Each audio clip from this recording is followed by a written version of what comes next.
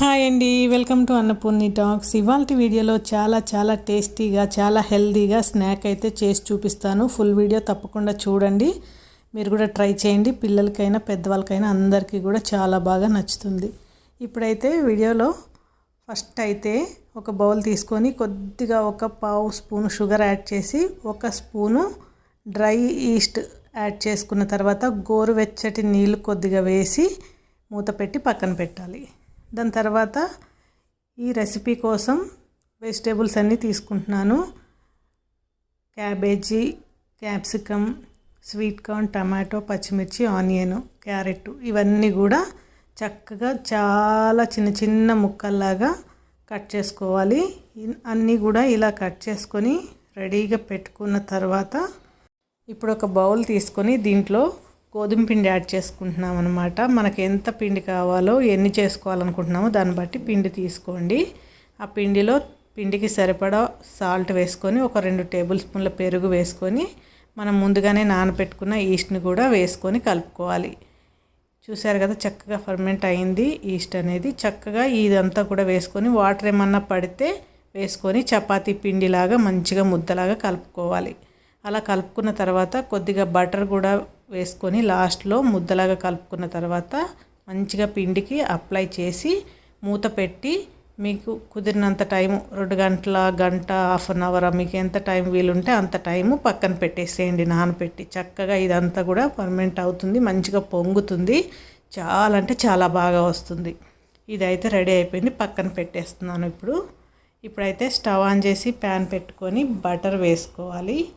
కొద్దిగా మెల్ట్ అయిన తర్వాత సన్నగా కట్ చేసుకున్న వెల్లుల్లి వేసుకొని ఫ్రై చేసుకోవాలి. ఇలా ఫ్రై చేసుకున్న తర్వాత పచ్చిమిర్చి కూడా వేసుకొని ఫ్రై చేసుకోవాలి.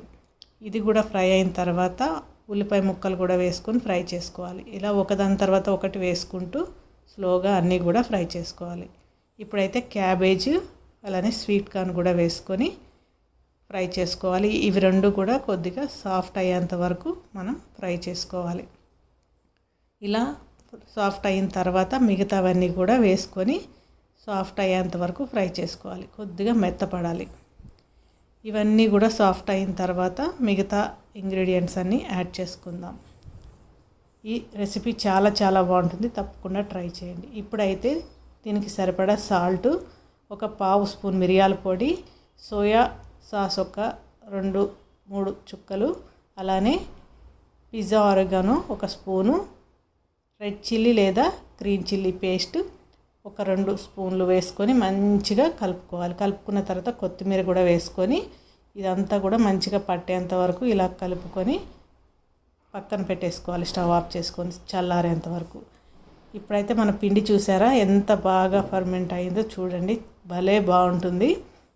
ఇలా ఫర్మెంట్ అయిన పిండిని తీసుకొని చక్కగా ఈ మాదిరిగా మనం పూరీలాగా చేసుకోవాలి. మరీ పలసగా కాకుండా మరీ తిక్కుగా కాకుండా మీడియంగా చేసుకొని ఇలా వేసుకొని దాంట్లో మనం స్టఫింగ్ అనేది వేసుకున్న తర్వాత ఇలా ప్రిల్స్ లాగా పెట్టేసి చక్కగా ఈ విధంగా రోల్ చేస్తే మనకి డిజైన్ లాగా వస్తుంది. ఇంకోటి చేస్తున్నాను చూడండి. ఇలా చేసుకొని ఆ ప్లేట్లో ఎందుకు వేసానంటే మనకు ప్రిల్స్ అనేవి కరెక్ట్గా వస్తాయి. చేతిలో పట్టుకుంటే బ్రేక్ అయ్యే ఛాన్స్ ఉంటుంది కాబట్టి ఇలా వేసాను. దాంట్లో చీజ్ కూడా వేసాను, సూపర్ టేస్టీగా ఉంటుంది చీజ్ కూడా వేసుకుంటే. ఇవన్నీ ఇలా రెడీ అయిపోయినాయి కదా, ఇప్పుడు స్టీమ్ పెట్టేద్దాము. స్టీమ్ కోసమని ఇట్లాగా ప్లేట్ పెట్టేసి దానిపైన కొద్దిగా బటర్ లేదా ఆయిల్ ఏదైనా సరే అప్లై చేయండి. అప్లై చేసి ఇవన్నీ కూడా పెట్టేసేయండి. పెట్టేసి కరెక్ట్గా 15 మినిట్స్ లో ఫ్లేమ్లో పెట్టండి. మనకి వెజిటేబుల్ బౌల్ రెడీ అయిపోతుంది. ఇప్పుడైతే తీసి సర్వ్ చేసుకొని తినడమే, సూపర్గా ఉంటుంది. తప్పకుండా ట్రై చేయండి. దీని పేరు వచ్చేసి వెజిటేబుల్ బౌ అంటారు. సో తప్పకుండా ట్రై చేయండి, మీ అందరికీ నచ్చుతుంది. పిల్లలు అయితే చాలా బాగా ఎంజాయ్ చేస్తారు. దీన్ని ఇలాగే డైరెక్ట్గా తినొచ్చు, లేదా మీకు ఇంకా ఏమన్నా కావాలి డిప్ చేసుకోవడానికంటే కూడా తినొచ్చు అలా కూడా.